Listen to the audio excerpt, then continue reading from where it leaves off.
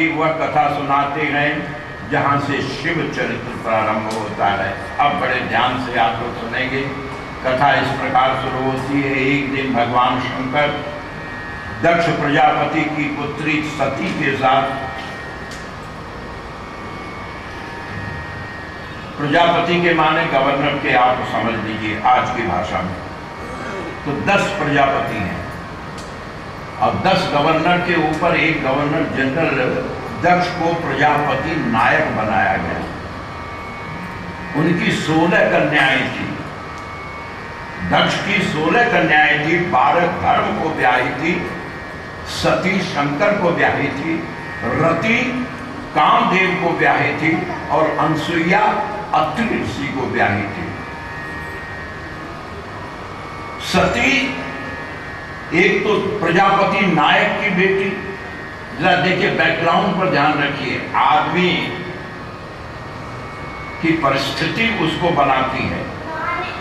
एक कहावत है, एक लड़के ने आकर के एक पिता से कहा, अब्बाजान बोले क्या, मेले में तितर आया है बिकने।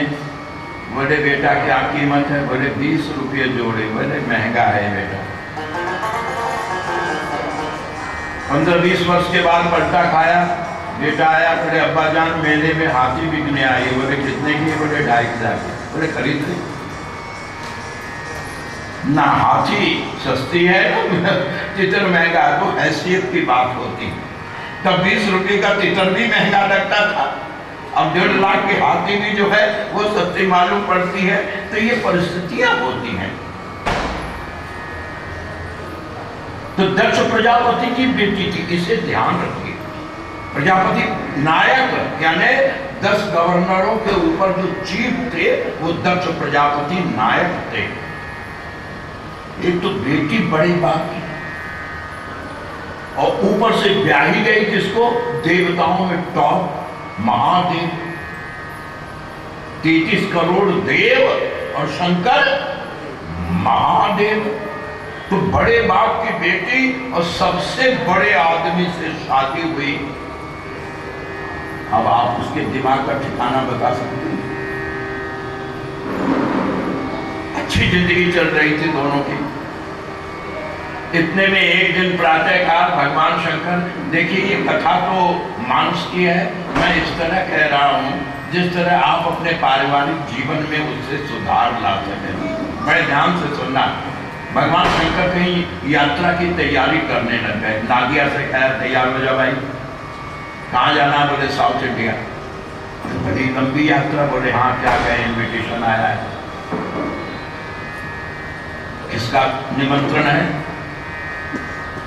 जितने ऋषि हैं भारत के सब उत्तर भारत में रहते हैं, दक्षिण कोई नहीं जाता। अनार्य देश मानते थे। विंध्याचल को कोई क्रॉस नहीं करता था, सब ऋषि उत्तर भारत में। लेकिन एक बार विंध्याचल ने बढ़ना शुरू किया तो अगर वो बढ़ गया तो उत्तर भारत जो है मरुभूमि में परिणत हो जाएगा। सब देवता घबराए। तो अगस्त जी वैज्ञानिक ऋषि थे। हमारे 2 ही वैज्ञानिक ऋषि पुराणों में है, विश्वामित्र और अगस्त। वैज्ञानिक ऋषि थे, उन्होंने समुद्र का शोषण किया था। समुद्र पे बांध बांधना ये अगस्त का काम था। नदियों पे तो बांध बांधते और समुद्र पे बांध बांधा था अगस्त ने। तो कहते हैं अगस्त जी ने देवताओं की पीड़ा देखकर विंध्याचल के सामने पहुंचे। विंध्याचल ने अगस्त को देखा तो गुरु भाव से प्रणाम किया। जैसे ही प्रणाम करने को विंध्याचल ने सिर झुकाया तो अगस्त ने कहा बेटा अगर गुरु भाव से प्रणाम किया है तो मेरी आज्ञा है कि जब तक मैं लौट कर न आऊं तो इसी तरह झुका रहना। विंध्याचल झुक गया। अगस्त जी दक्षिण चले गए। मन में सोचा मैं लौटूंगा तब तो वो उठेगा। तब अगस्त जी ने दक्षिण में ही आश्रम बना लिया दंडकारण्य में और वहीं रहने लगे। वैज्ञानिक ऋषि थे ये।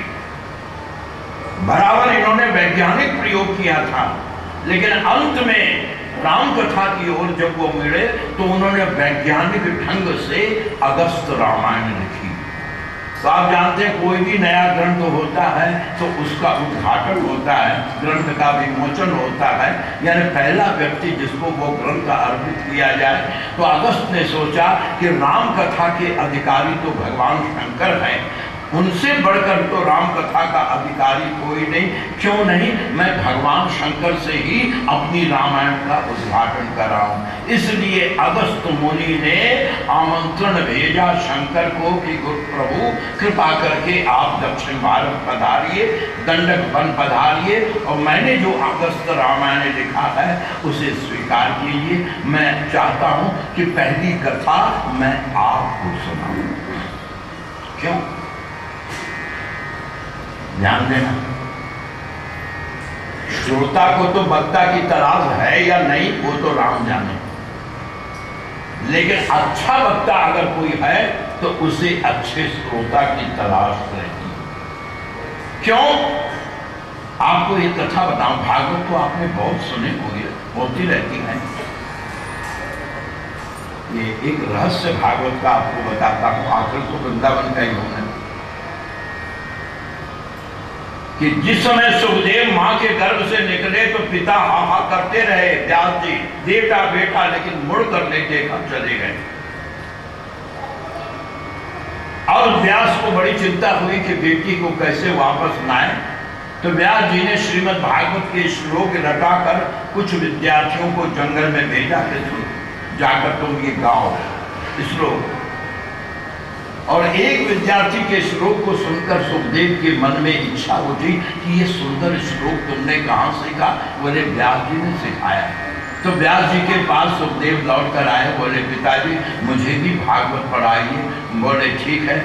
पूरी भागवत सुखदेव को व्यास जी ने पढ़ाई और पढ़ा कर कहा बेटा कथा का नियम है क्या?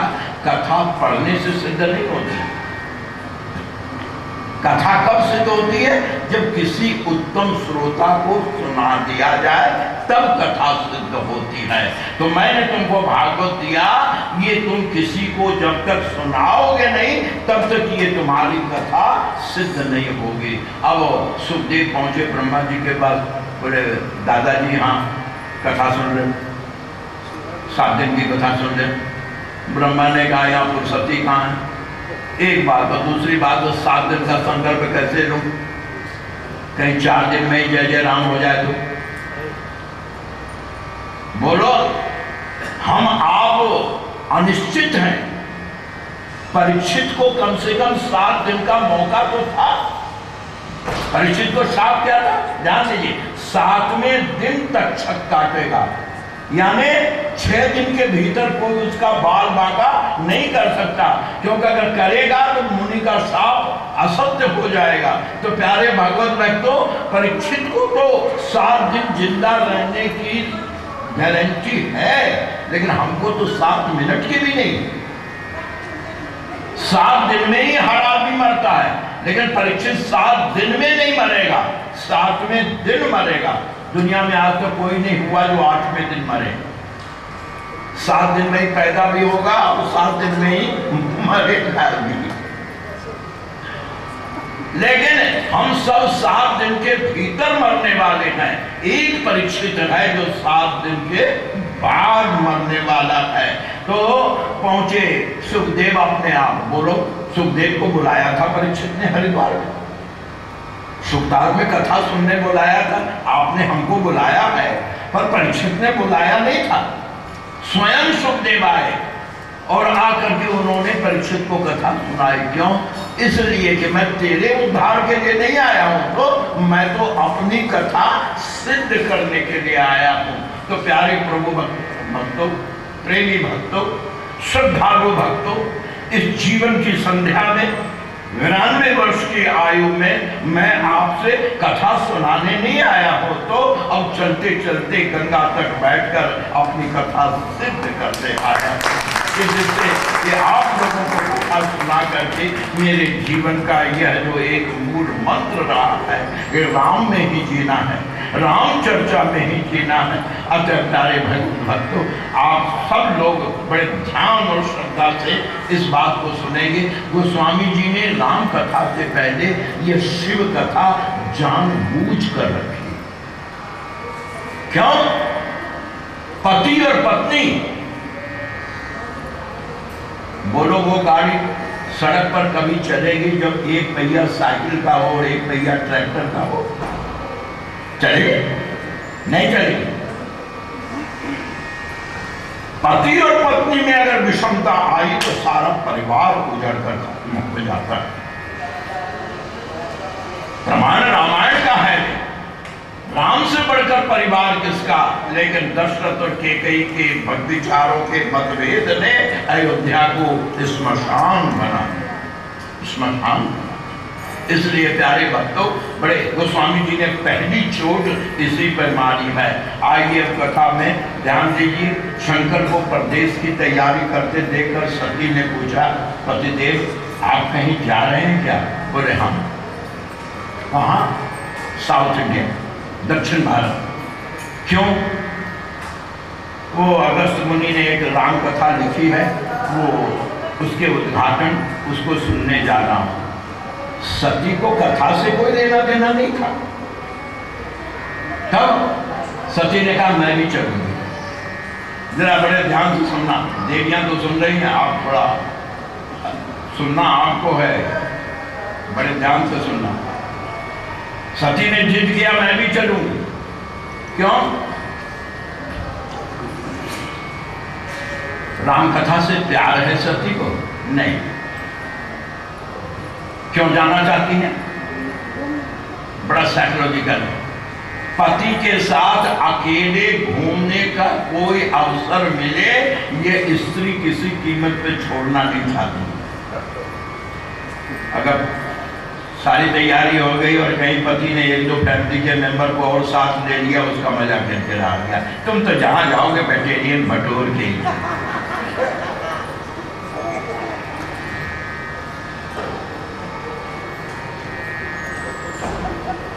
अकेले पति के साथ घूमने को मिलेगा और इतनी लंबी यात्रा है।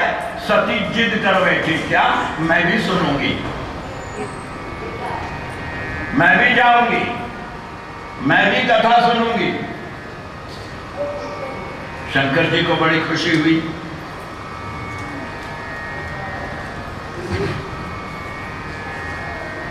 शंकर जी बड़े प्रसन्न हुए। क्यों प्रसन्न हुए? अगर पत्नी में धर्म बुद्धि हो, पत्नी में धर्म बुद्धि हो तो पति को बड़ा संतोष होता है कि चलो इसके पुण्य प्रताप के बहाने मेरा भी कल्याण हो जाएगा, और अमूल्य होता है। भगवान शंकर खुश होकर कहते हैं आप कथा सुनने चलेंगे? हाँ चलिए। अब गोस्वामी जी कथा कहती हैं, एक बार त्रेता युग माही, एक बार त्रेता युग माही, एक बार त्रेता युग माही। गोस्वामी जी कहते हैं एक बार त्रेता युग की घटना है। क्या? कि एक बार त्रेता युग माही, शंभु गए कुंभज ऋषि पाही। लौटेगी, राम पर शक करेगी, तब गोस्वामी जी नाम बदल देंगे। बड़े ध्यान से सुनिए। अभी गोस्वामी जी कहते हैं सती के संग कौन है? बोले संग सती जग जननी भवानी। जगत जननी भवानी। अगस्त के यहाँ गए तो अगस्त जी ने अखिलेश्वर जानकर शंकर और सती की पूजा की, और पूजा करके राम कथा मुनि वर्य बखानी।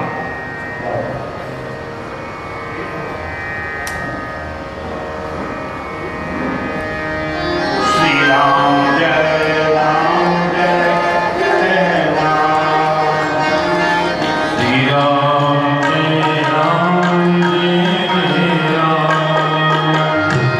श्री राम जय राम जय राम, श्री राम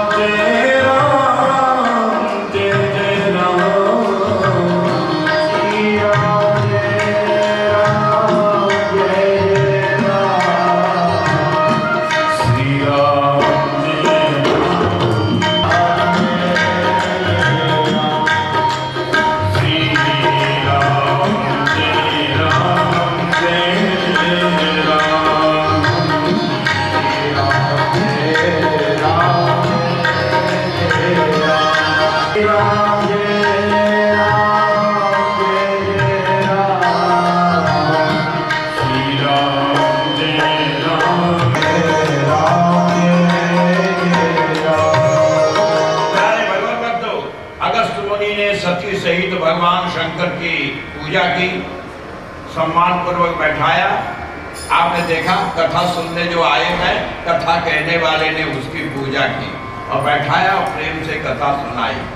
और अगस्त जी ने कथा मुनि वर्य बखानी, तो सुनी किसने सुनी?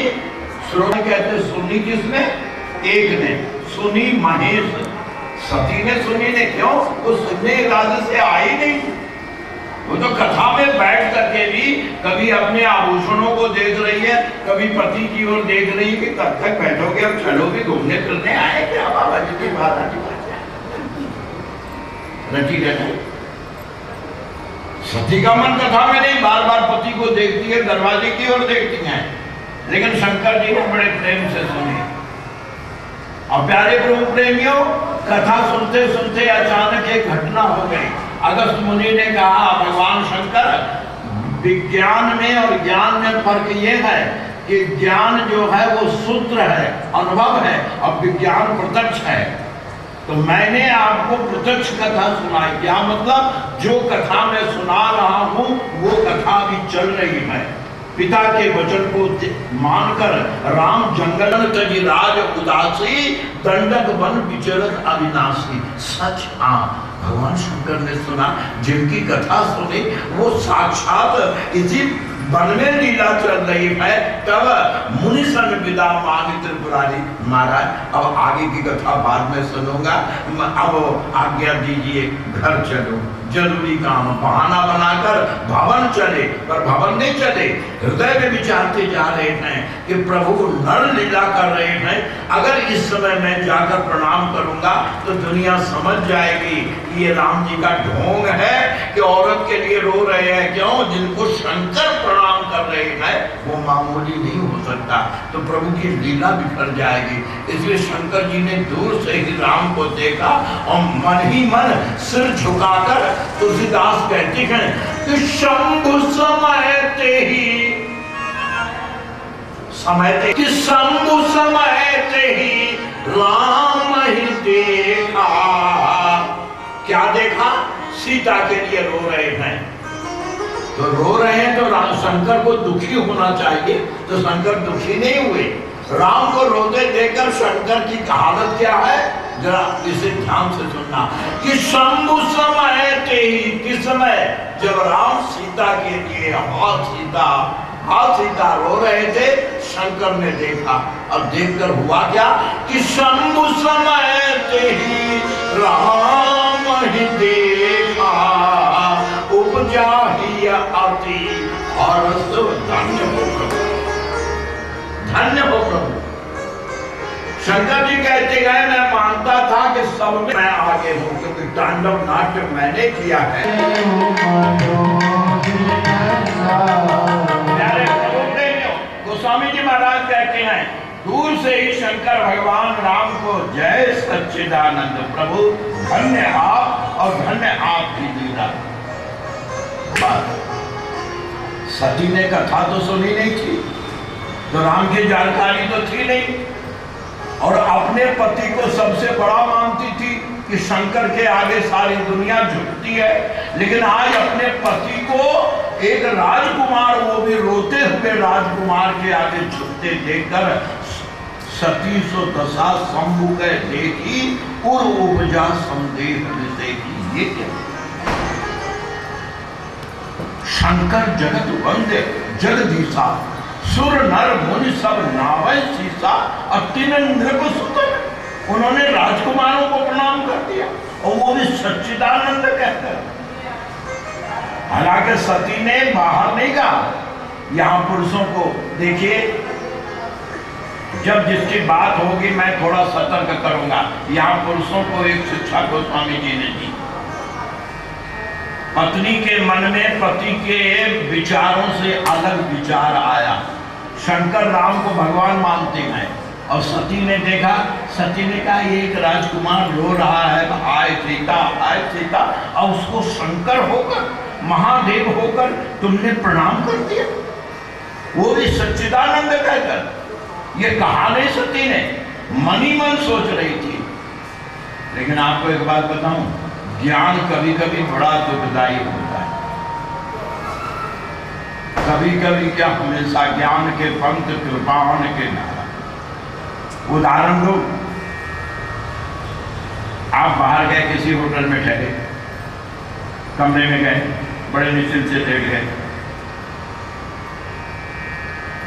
इतने में बहरा आया पानी का गिलास और जग उसने रखा। बोले साहब हाँ आप इस कमरे में आ गए? बोले हाँ खाली था, मेरे नाम बुक करवा दो। अरे बोले साहब खाली था लेकिन आपको सोचना चाहिए था कि क्यों खाली है, दरवाजा क्यों खुला? बोले क्यों? बोले आदमी गए बुलाने के लिए, एक भयंकर नाग इस कमरे में घुस गया, पता नहीं कहाँ छिपा हुआ है।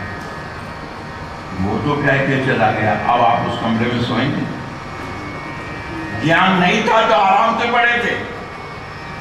ज्ञान होते कि यहां नाग है, अब आप सो नहीं सकते वहां। आप किसी को बेहद प्यार करते हैं, अब कहीं अगर आपको ज्ञान हो जाए कि मैं तो प्यार करता हूं पर ये मेरे पीठ में छुरा मारने को तैयार है, ज्ञान हो गया, फिर प्यार करेंगे? गोस्वामी श्री तुलसीदास जी महाराज कहते हैं भगवान शंकर ज्ञान होने के, सर्वज्ञ होने के कारण सती ने कहा नहीं, जदपि सती नहीं कहे बखानी। यहां शंकर जी ने, क्षमा करें बहुत बड़े हैं, मैं तो बहुत छोटा आदमी हूं, लेकिन व्यासपीठ पर बैठा हूं तो माफ तो किसी को नहीं करूंगा। यहां इस समय तो मेरे लिए सारे चरित्र बराबर हैं। भगवान शंकर क्षमा करें, पति भाव से यहां शंकर जी ने एक असावधानी की। क्या? पत्नी के मन में हजारों विचार उठते हैं, पति के मन में हजारों विचार उठते हैं। पति और पत्नी जब गुस्से में होते हैं उस समय मन में जो जो सोचते हैं अगर बाहर बोल दे तो तुरंत तबाह कर जाए। न जाने उस समय क्या क्या भीतर सोच लेते हैं, लेकिन भीतर का क्या?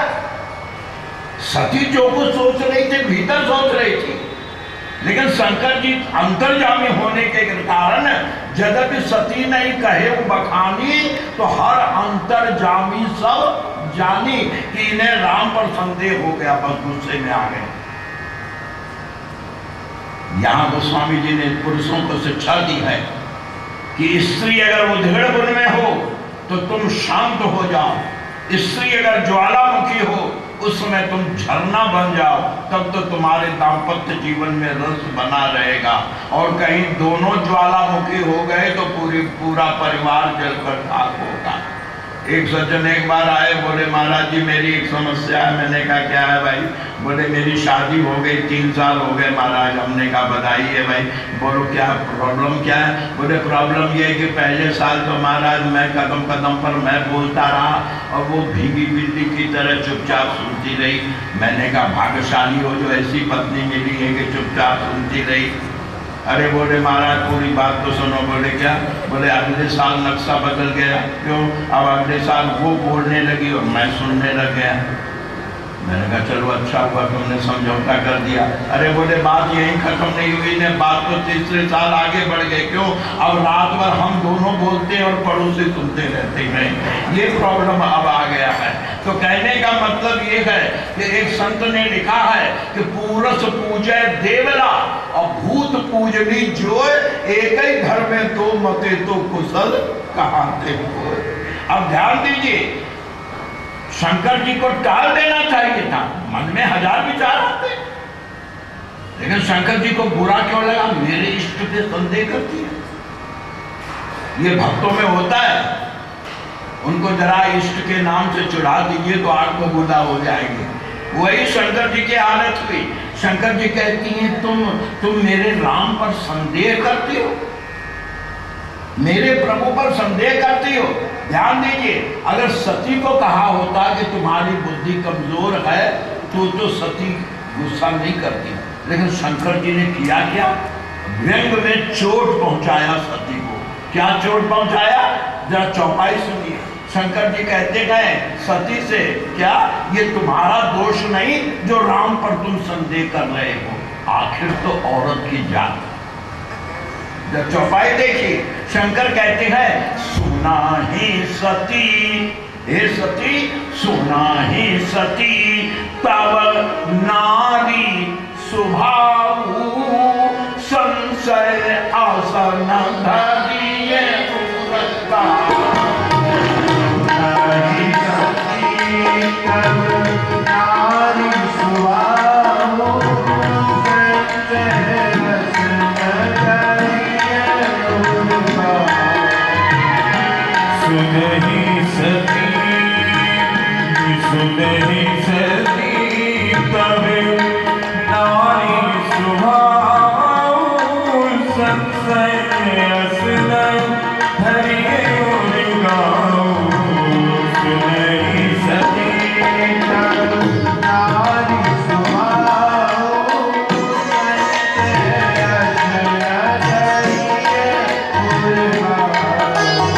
भगवान शंकर बजाय प्यार से समझाने के सती को दबाव से चुप करना चाहते हैं। बड़े ध्यान से सुनना। शंकर कहते हैं सती जास कथा तुम भजन सिखाई, जिनकी कथा अगस्त ने गाई थी और मैंने जिनकी भक्ति का दान अगस्त को दिया था कि जासु कथा तुम भजन सिखाई, अब भगत जासु मैं मुनि ही सुनाई। सोई मम इष्ट देव रघुबीरा, सेवक जाहि सदा मुनि धीरा। सती ये दुर्बुद्धि है, आखिर तो औरत की जात। बस सुनकर सती थमक गई। सती ने कहा तुम जो कहो मैं चुपचाप मान लो। जब विवेक कहता है कि ऐसा नहीं हो सकता, ब्रह्म कभी शरीरधारी